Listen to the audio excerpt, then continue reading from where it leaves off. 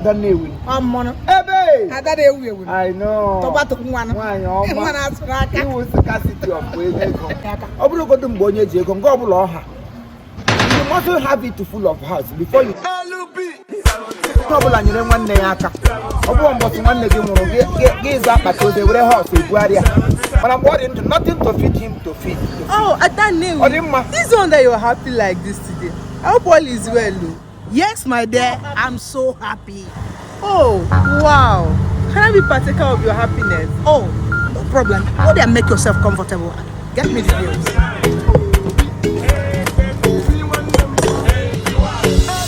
Okay, now no problem, okay? Umunnem. In a gado big man order. Big man can in a yard order. Big man in a yard order. Going munye Lexus. Akaneku or go on anya.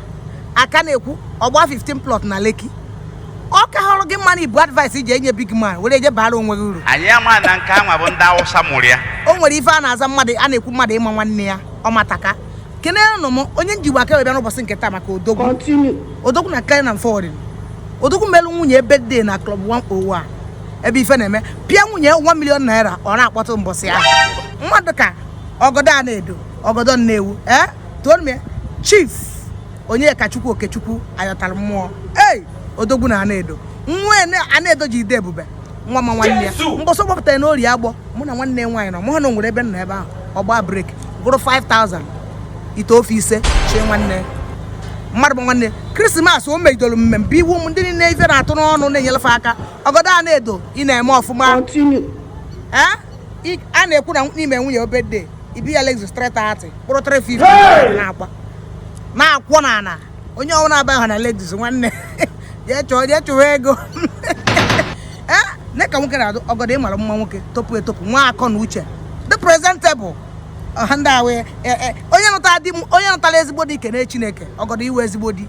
Iwe onyinye Amarachukwu nye nwunye gị. Ezigbo lọlọ. Ọhịa nụta nwoke dọwara afọ ka enyi. Abalị ọ na-alahụ ọrụ ị na-eche nche afọ ya nada. Dekwante Ogodo echara acha. Eji odese tattoo ama big boy. Ghọtago. Ụfọdụ furu tattoo. Ụfọdụ tattoo wifuru tari ndị sasa kwe da we. Ogodo iwu Odogwu na Anaedo. Ogodo Anaedo senior man iji eweri ya Adanewi na-ekene na asị jide ka iji. Ife ọmụ ị na-emere ụmụ ogbenye na-elu aka. Ngozie onwe nne m. Adanewi na-ekene isi ike. Ị na-eme ọfụma Chukwu gozie ego. Ị na-represent anyị ọfụma. Alice ụfọdụ fụkụzi ya sị na ndị Nnewi na-enyere nwanne ha aka na-anụ nwunye ha ọfụma. Ọ na-enye m joy. Chineke goziere gị. Dada fam bụ MC Adanewi. Mụrụ n'aka Ogodo. Mụrụ otu o si love nwunye. Mụrụ ka o si nye nwunye respect. Ọ mataka. Maka na nwunye ụkwa di ọkwa nwunye gị. After Chineke nwunye second born.